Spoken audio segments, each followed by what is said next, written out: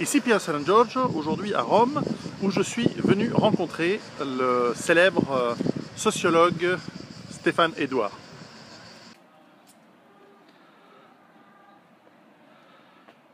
Stéphane Edouard, bonjour. Bonjour, Merci de m'accueillir chez toi, ici à Rome. c'est la première fois que je fais une vidéo sur ma terrasse, parce que d'habitude j'ai la flemme de tenir la caméra, d'installer tout le tout-team. Donc merci de tenir l'iPhone. De rien, de rien. Merci de nous accueillir dans cette ville extraordinaire. Je crois qu'on partage le fait que c'est une des plus belles villes du monde. Lo condividiamo. Si. Alors écoute, pourrais-tu peut-être te présenter pour mon public qui peut-être ne te connaîtrait pas du tout? Bah écoute, je m'appelle Stéphane Edouard, j'ai eu un parcours en médias relativement classique mais très très court, dont je me suis fait virer à coups de pied au cul extrêmement rapidement. Donc j'étais chroniqueur radio sur RMC, j'ai été expert télé sur M6, et tout ça c'était évidemment du passé. Et maintenant j'explique les relations hommes-femmes sur Internet. Voilà, ça fait 12 ans que je suis sur Internet, mais en fait mes chaînes YouTube, tous mes réseaux sociaux et asociaux, c'est très récent. Ça fait un an et demi que je m'y suis mis. Alors les gens me posent des questions sur des comportements féminins notamment qui ne comprennent pas, ou quand ils m'en posent pas, ou quand les questions sont trop cons, j'invente un peu mes sujets. Je précise que je ne suis pas coach en séduction, donc si vous voulez sortir draguer en série dans la rue, je ne suis pas la bonne personne. Je peux vous en conseiller, mais c'est pas moi en fait. D'accord.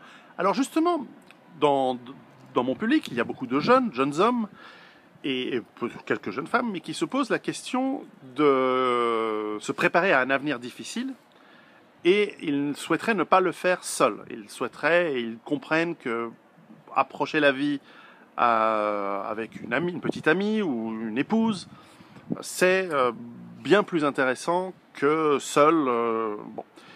Et parfois ils me disent, mais Pierrot, comment je fais pour rencontrer quelqu'un qui est dans mon trip, qui est dans mon... Et moi je sais pas répondre, je suis marié depuis 15 ans, j'ai tout perdu, le peu de choses que je savais à l'époque. Un expert comme toi pourrait leur conseiller quoi? Comme je viens de te le dire, je ne suis pas un expert en drague. Par contre, j'ai quand même conscience des grands mouvements, des grandes dynamiques et de cette négociation, puisqu'une relation de couple est une relation de pouvoir comme une autre. Et j'ai conscience des enjeux. À propos d'enjeux, je renvoie à ceux qui s'intéresseraient à notre connaissance ou à notre collaboration à l'interview que je viens de réaliser de toi sur ma chaîne Stéphane Edouard, homme d'influence. Dont on mettra le lien en dessous. Vous la trouverez facilement sur YouTube.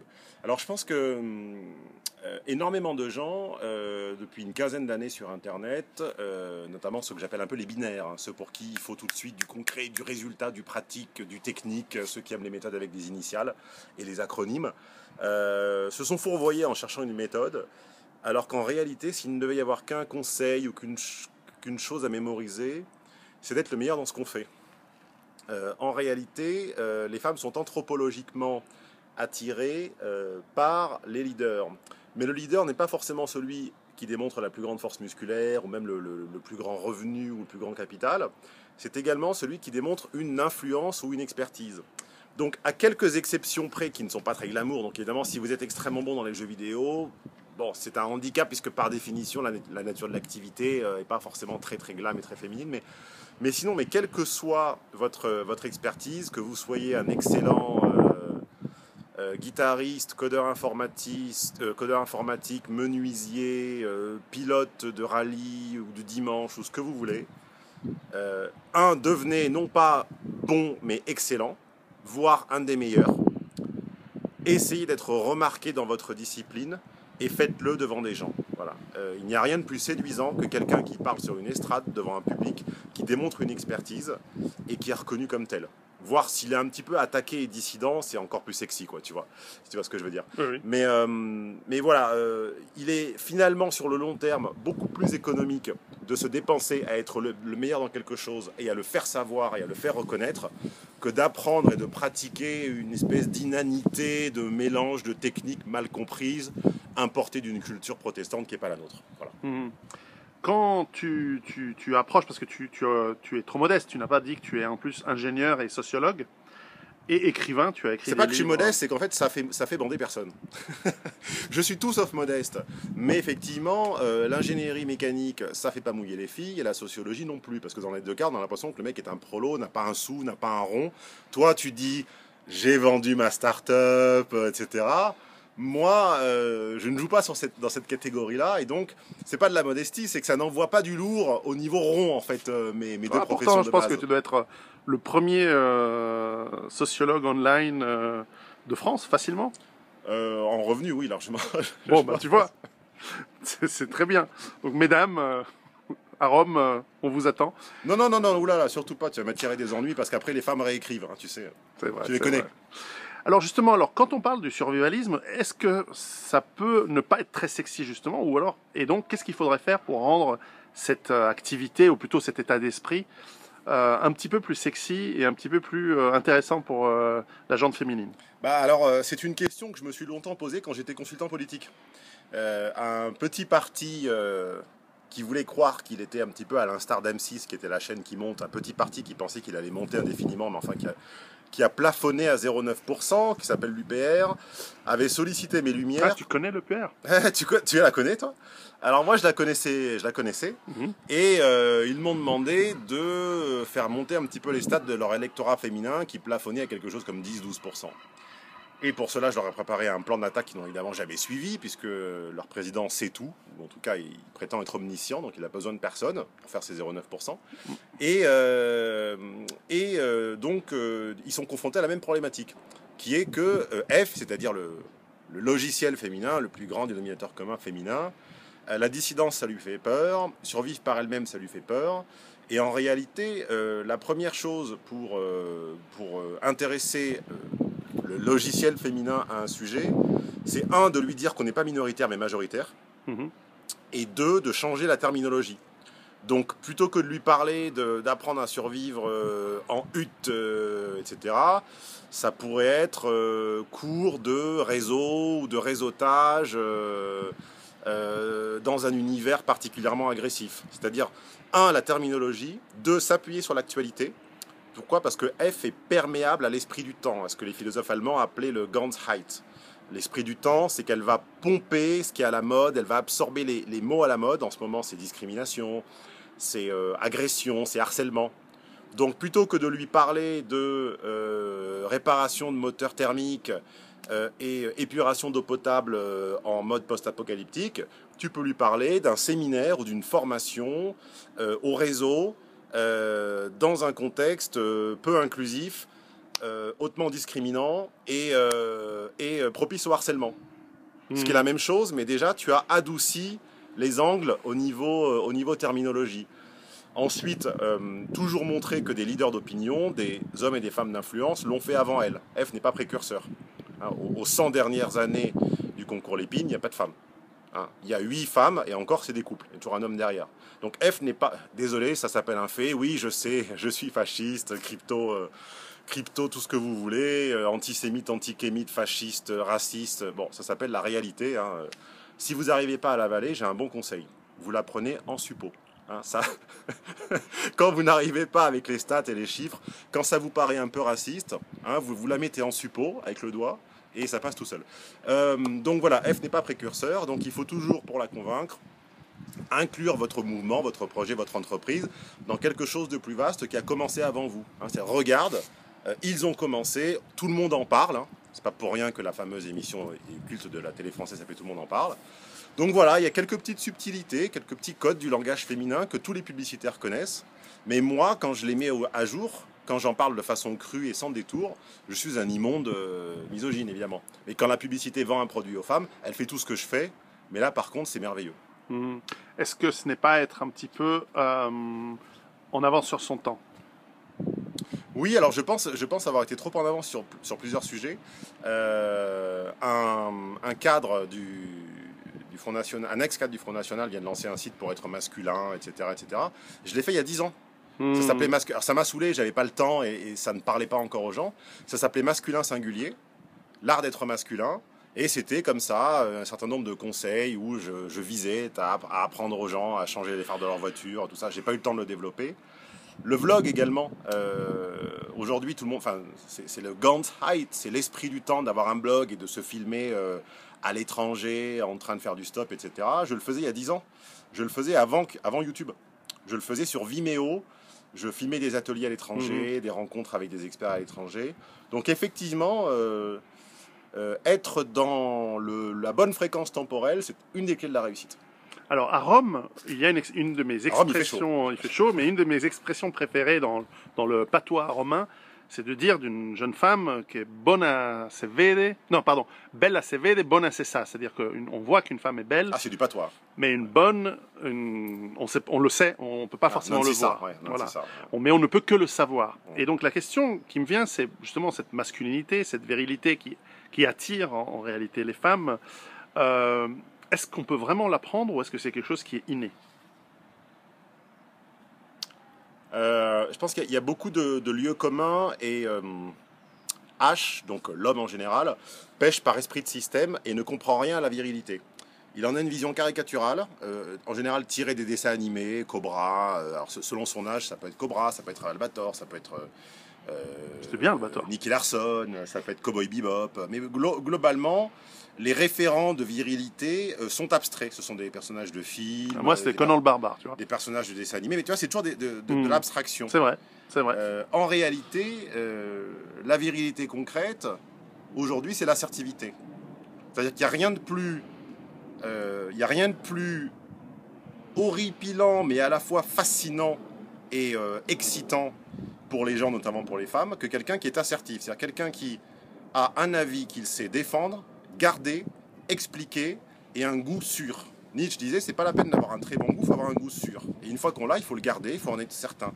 Et en réalité, tu verras que, enfin tu le sais sur ta chaîne probablement, quand tu es en mesure de faire preuve de discernement et de tenir ta position, en dépit des attaques, en dépit des mouvements et des coalitions ourdies à ton encontre, quand tu es en mesure de trouver les contre-arguments, en fait, tu fidélises même tes ennemis. Ils te disent, je te hais, je voudrais te péter la gueule, je voudrais... Et ils regardent toutes tes vidéos. Et ils restent, et ils restent, et ils continuent. Et à chaque fois, ils te disent, mais je te soufflerai dessus comme une biscotte, tu disparaîtras dans la... Tu n'es jamais plus intéressant, influent, que quand tu es assertif. La vraie virilité, c'est d'être capable, devant la contrainte, l'avion décolle face au vent. Comment on disait en latin, l'avion décolle face au vent? Il n'y a pas d'avion, haha, tu vois, tu es piégé. L'avion J'ai cherché en plus dans ma tête, une fraction de seconde. L'avion décolle face au vent. Il n'y a pas plus viril que d'être capable de tenir un avis contre la foule. Si on sait faire un peu de sport de combat, c'est mieux, mais bon, tout le monde n'est pas Ibra TV. Alors justement, en parlant de combat, nous partageons, je crois, l'activité de la boxe. En ce qui me concerne, celle du Muay Thai en ce moment. Toi, tu fais plutôt de la boxe anglaise. Moi, j'avais commencé par le Muay Thai, mais en fait, je me suis pété le tendon d'Achille. Là, t'es un peu grand pour... Tiens, montre, regarde. Tu vois? Non, oui, t'es grand. Tu fais 1m90, on dirait pas comme ça. Je me suis pété Je fais 1m94. Voilà, c'est ça. Je me suis pété le tendon d'Achille 10 cm de plus que moi. À la Muay Thai, et donc, je suis passé à l'anglaise. Ouais. Visiblement, il y a une mode qui est en train d'émerger, en tout cas en France, c'est du combat entre personnalités du Internet ou autres.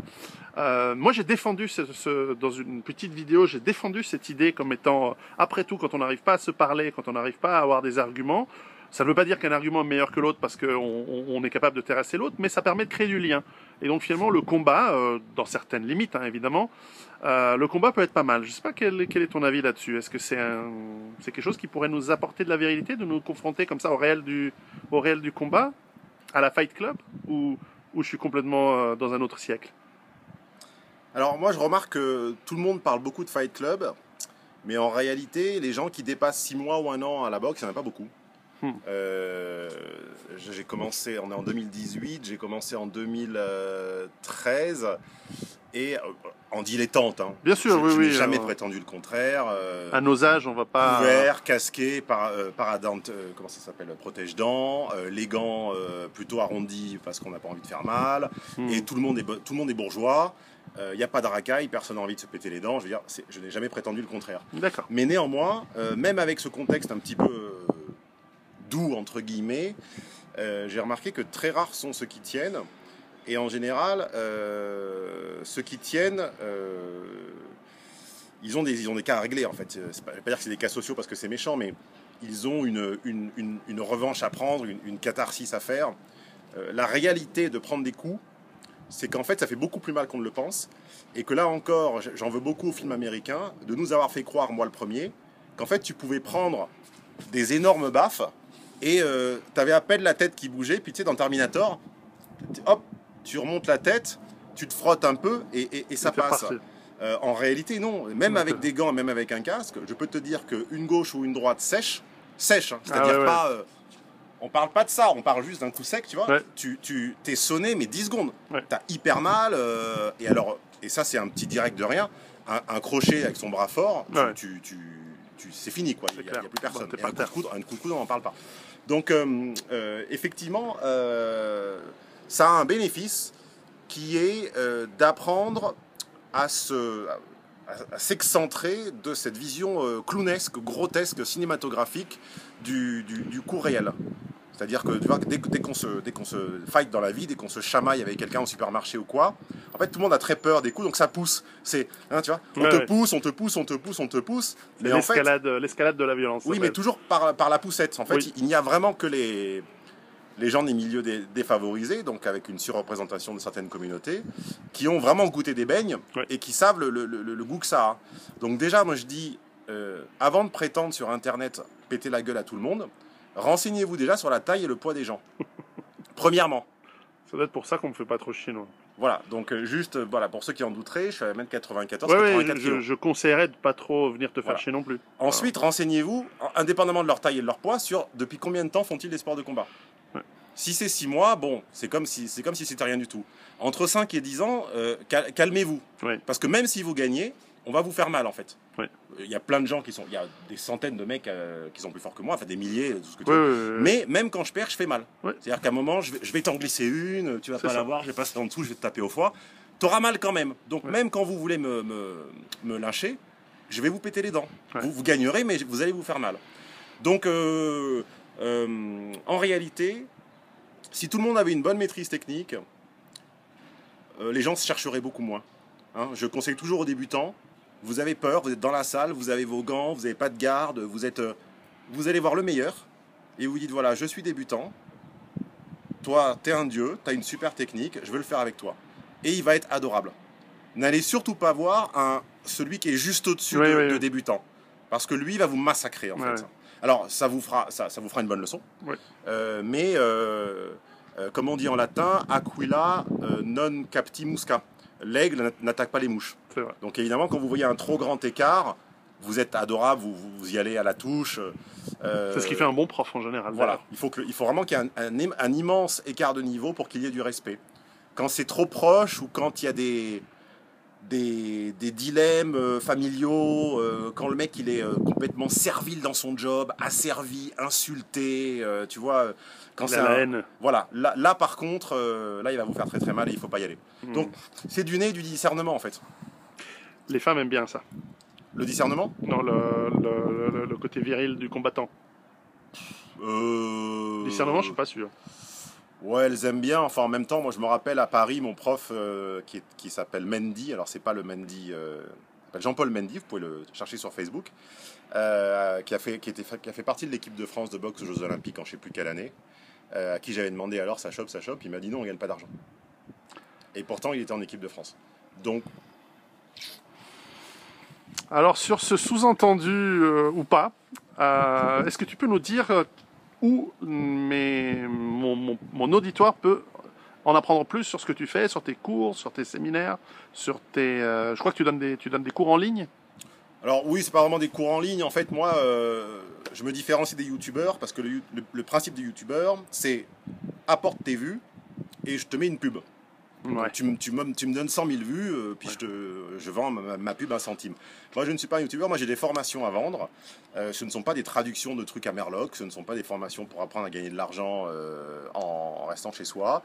Ce sont l'équivalent de livres. Voilà, je n'ai pas écrit beaucoup de livres, j'en ai écrit que 2, mais j'ai écrit 70 ou 75 conférences et séminaires.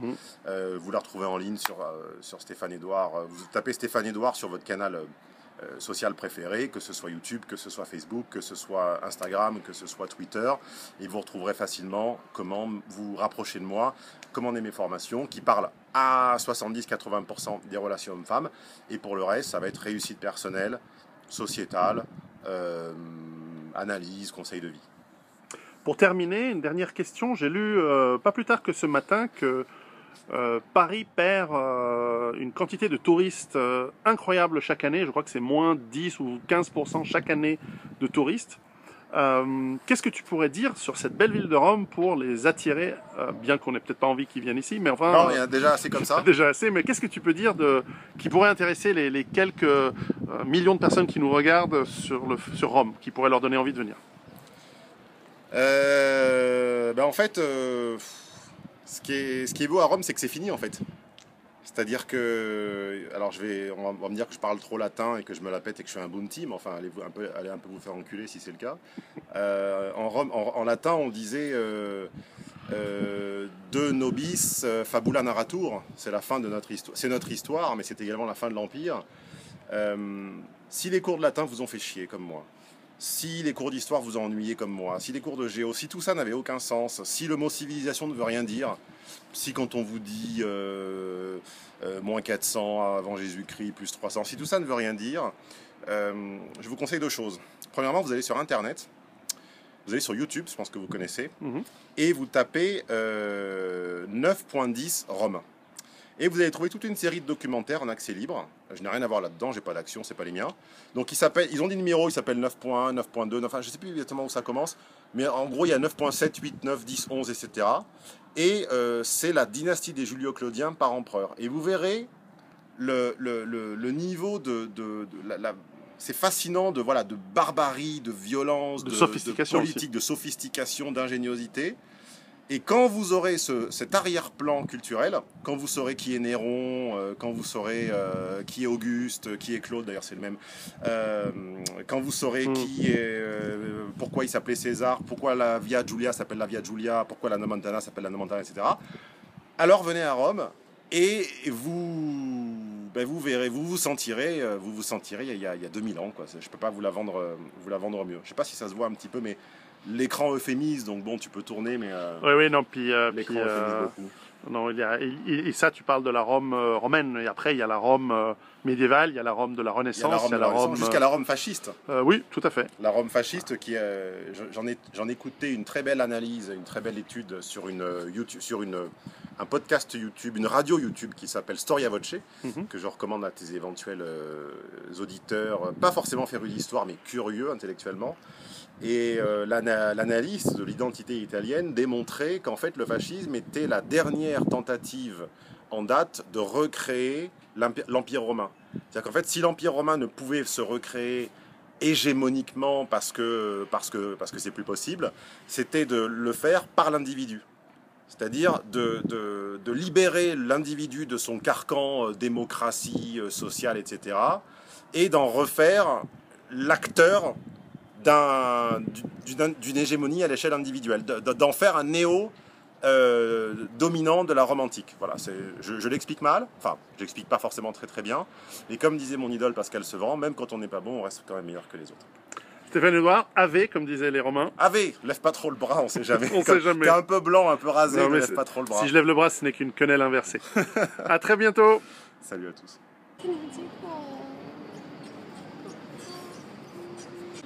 Bonjour, petite anecdote, je suis ici à Largo Argentina, qui est une des places de Rome qui recouvre, et donc une partie d'un forum romain évidemment a été excavé depuis pas mal de temps d'ailleurs. Et c'est un peu un endroit connu comme étant un endroit où il y a beaucoup de chats. Parce qu'évidemment, qui dit ruine dit souris, qui dit souris dit chat. Et en fait, la petite histoire, c'est que dans les années 50 et 60, et probablement auparavant aussi, nous autres Italiens, nous disions entre nous que si nous allions à Rome, il ne fallait pas manger du lapin. Alors en Italie, on mange du lapin assez fréquemment. C'est un animal qui n'est pas considéré comme un animal pour les enfants. C'est un animal qui est comestible en Italie, contrairement aux États-Unis ou d'autres cultures où ça se fait pas. Eh bien, on disait à tout le monde ne pas. Voilà, il y a un chat qui a été aperçu. Et donc on disait ne mange pas de chat à Rome, ne commande pas de lapin dans un restaurant à Rome parce que qui dit souris dit chat et qui dit chat dit restaurant. Alors aujourd'hui, à part dans les restaurants chinois, et franchement j'en doute, malheureusement ou heureusement ce n'est plus le cas. Donc vous ne mangez plus de chat sauvage à Rome. Mais enfin c'était une vieille histoire dans les années 50 et 60 où on essayait de fourguer aux touristes des chats. Et j'imagine dans les quartiers populaires aussi, le plat lapin, en fait, n'était pas toujours du lapin. Voilà. Allez, à bientôt. Miaou. S'en fout.